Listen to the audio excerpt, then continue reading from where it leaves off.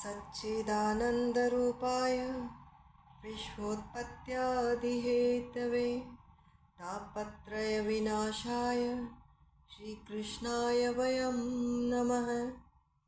गुरुर्ब्रह्मा गुरुर्विष्णु गुरुर्देवो महेश्वरः गुरुर्साक्षात् परब्रह्म तस्मै श्रीगुरुवे नमः।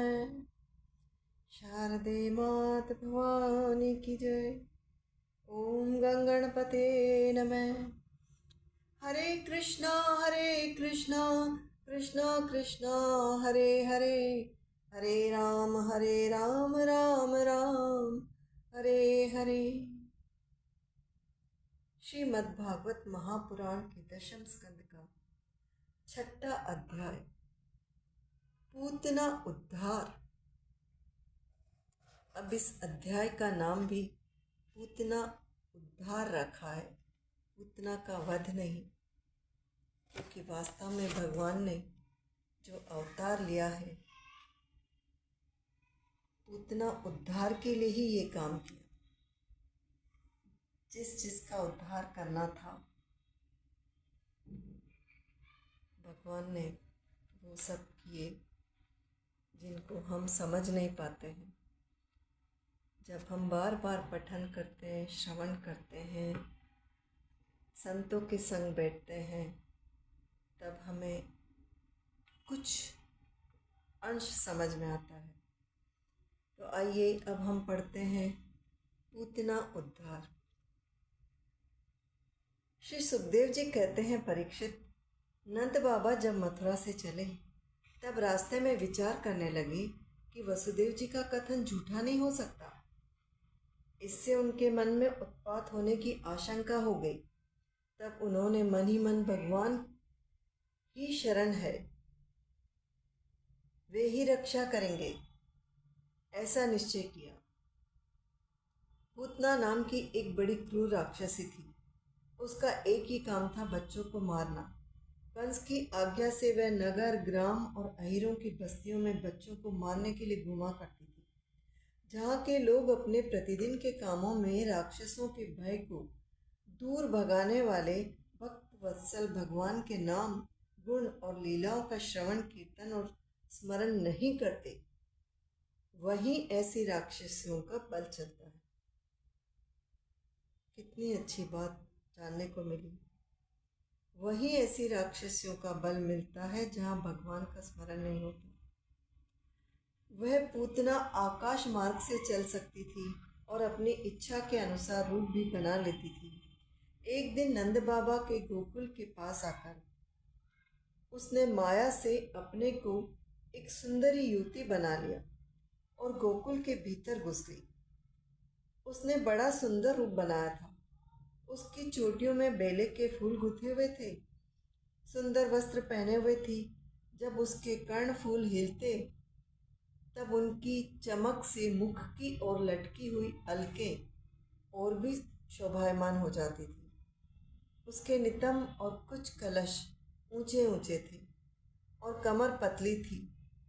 वह अपनी मधुर मुस्कान और कटाक्षपूर्ण चितवन से ब्रजवासियों का चित्त चुरा रही थी। उस रूपवती रमणी को हाथ में कमल लेकर आते देख गोपियां ऐसी उत्प्रेक्षा करने लगी मानो स्वयं लक्ष्मी जी अपने पति का दर्शन करने के लिए आ रही हैं। पूतना बालकों के लिए ग्रह के समान थी। वह इधर उधर बालकों को ढूंढती और अनायास ही नंद बाबा के घर में घुस गई। वहाँ उसने देखा कि बालक श्री कृष्ण शैया पर सोए हुए हैं। परीक्षित, भगवान श्री कृष्ण दुष्टों के काल है। परीक्षित, भगवान श्री कृष्ण दुष्टों के काल हैं, परंतु जैसे आग राख की ढेरी में अपने को छिपाए हुए हो, वैसे ही उस समय उन्होंने अपने प्रचंड तेज को छिपा रखा था। भगवान श्री कृष्ण चर अचर सभी प्राणियों की आत्मा है, इसलिए उन्होंने उसी क्षण जान लिया कि यह बच्चों को मार डालने वाला पूतना ग्रह है और अपने नेत्र बंद कर लिए। जैसे कोई पुरुष भ्रमवश सोए हुए सांप को रस्सी समझकर उठा ले, वैसे ही अपने काल रूप भगवान श्री कृष्ण को पूतना ने अपनी गोद में उठा लिया। मखमली म्यान के भीतर छिपी हुई तीखी धार वाली तलवार के समान पूतना का हृदय तो बड़ा कुटिल था, किंतु ऊपर से वह मधुर, बहुत मधुर और सुंदर व्यवहार कर रही थी। देखने में वह एक भद्र महिला के समान जान पड़ती थी।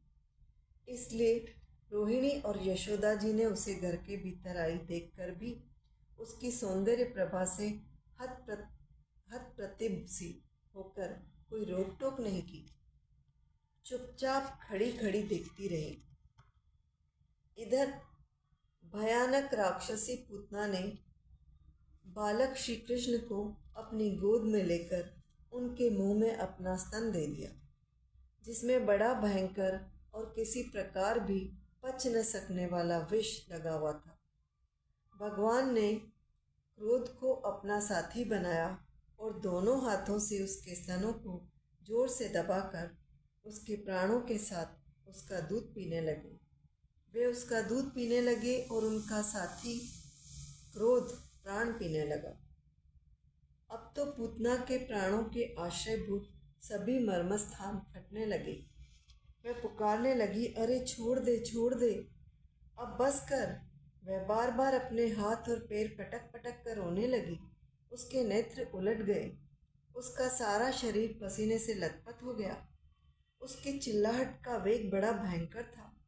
उसके प्रभाव से पहाड़ों के साथ पृथ्वी और ग्रहों के साथ अंतरिक्ष डगमगा उठा। सातों पाताल और दिशाएं गूंज उठी। बहुत से लोग वज्रपात की आशंका से पृथ्वी पर गिर पड़े। परीक्षित, इस प्रकार निशाचरी पूतना के स्तनों में इतनी पीड़ा हुई कि वह अपने को छिपा न सकी। राक्षसी रूप में प्रकट हो गई।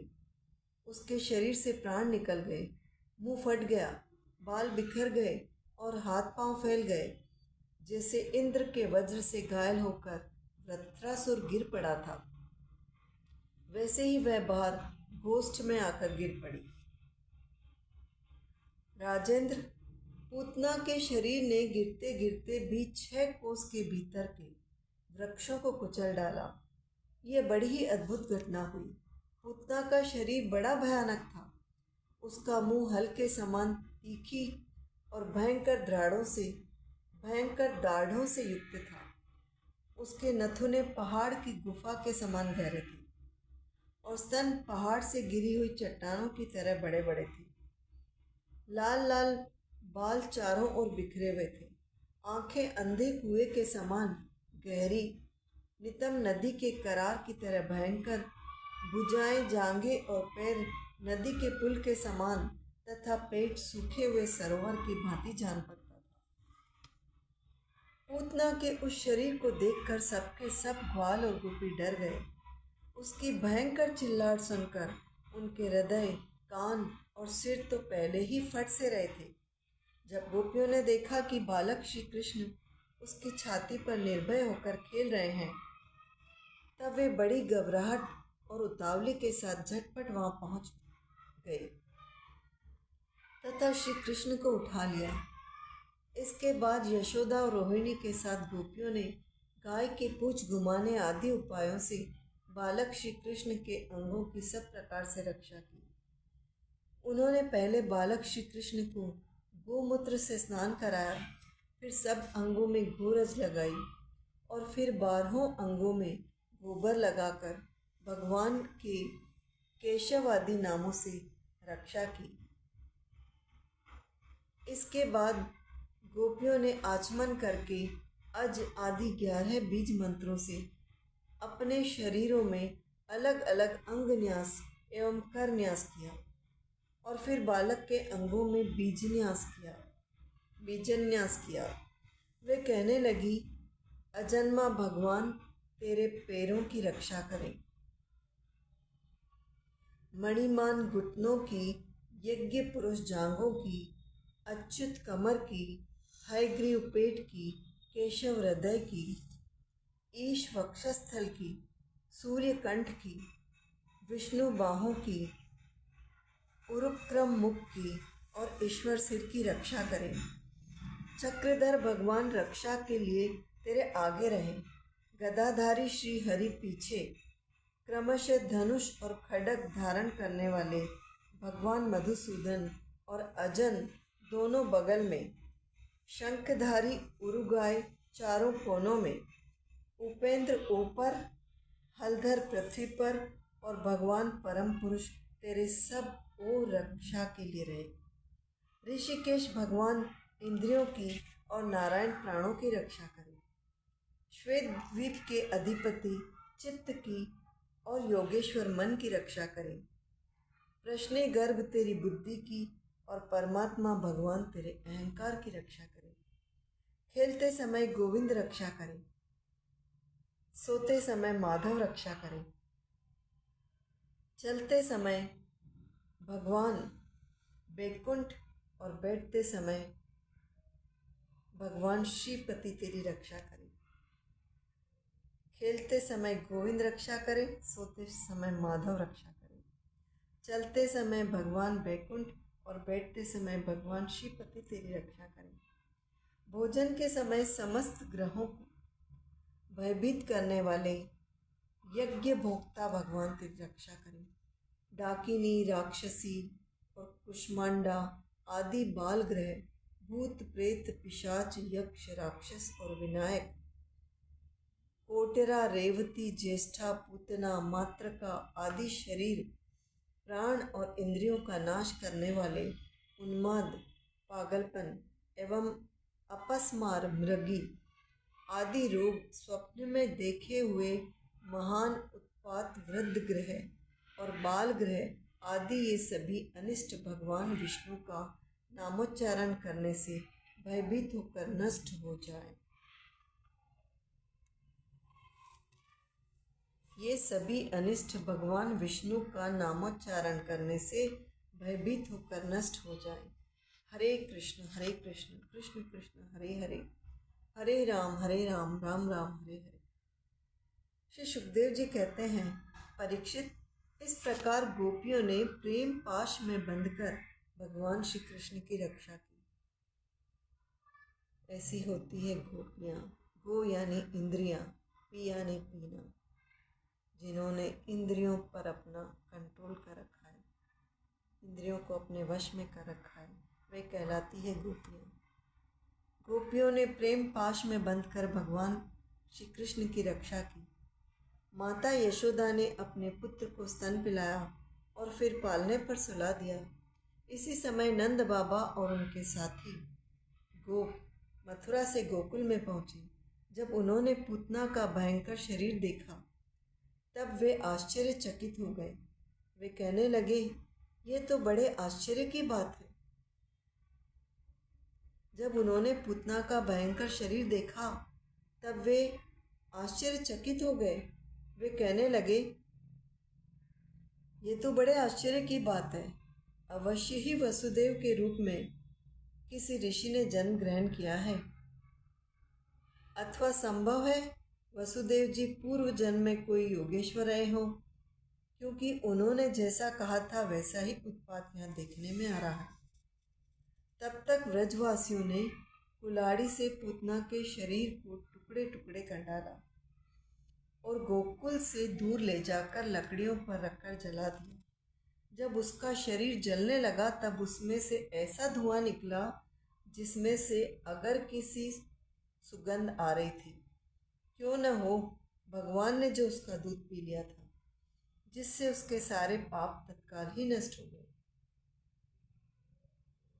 हो गए थे। पूतना एक राक्षसी थी। लोगों के बच्चों को मार डालना, उनका खून पी जाना, यही उसका काम था। भगवान को भी उसने मार डालने की इच्छा से स्तन पिलाया था। फिर भी उसे वह परम गति मिली जो सत्पुरुषों को मिलती है। ऐसी स्थिति में जो परब्रह्म परमात्मा भगवान श्री कृष्ण को श्रद्धा और भक्ति से माता के समान अनुराग पूर्वक अपनी प्रिय से प्रिय वस्तु और उनको प्रिय लगने वाली वस्तु समर्पित करते हैं, उनके संबंध में तो कहना ही क्या है। भगवान के चरण कमल सबके वंदनीय, ब्रह्मा शंकर आदि देवताओं के द्वारा भी वंदित है। वे भक्तों के हृदय की पूंजी है। उन्हीं चरणों से भगवान ने पूतना का शरीर दबाकर उसका स्तनपान किया था। माना कि वह राक्षसी थी, परंतु उसे उत्तम से उत्तम गति जो माता को मिलनी चाहिए प्राप्त हुई। फिर जिनके स्तन का दूध भगवान ने बड़े प्रेम से पिया, उन गौओं और माताओं की तो बात ही क्या है। परीक्षित, देव की नंदन भगवान केवल्य आदि सब प्रकार की मुक्ति और सब कुछ देने वाले हैं। उन्होंने व्रज की गोपियों और गौओं का वह दूध जो भगवान के प्रति पुत्र भाव होने से वात्सल्य स्नेह की अधिकता के कारण स्वयं ही झरता रहता था, भर पेट पान किया। राजन, वे गौएं और गोपियां जो नित्य निरंतर भगवान श्री कृष्ण को अपने पुत्र के ही रूप में देखती थी, फिर जन्म मृत्यु रूप संसार के चक्र में कभी नहीं पड़ सकती, क्योंकि ये संसार तो अज्ञान के कारण ही है।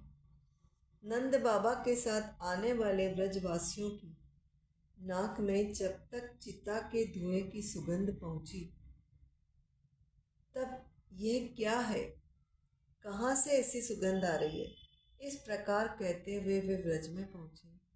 वहाँ गोपों ने उन्हें पूतना के आने से लेकर मरने तक का सारा वृतांत कह सुनाया। वे लोग पूतना की मृत्यु और श्री कृष्ण के कुशल पूर्वक बच जाने की बात सुनकर बड़े ही आश्चर्यचकित हुए। परीक्षित, उदार शिरोमणि नंद बाबा ने मृत्यु के मुख से बचे हुए अपने लाला को गोद में उठा लिया और बार बार उसका सिर सूंघकर मन ही मन बहुत आनंदित हुए। यह पूतना मोक्ष भगवान श्री कृष्ण की अद्भुत बाल लीला है। जो मनुष्य श्रद्धा पूर्वक इसका श्रवण करता है, उसे भगवान श्री कृष्ण के प्रति प्रेम प्राप्त होता है। हरे कृष्ण कृष्ण कृष्ण हरे हरे, हरे राम राम राम।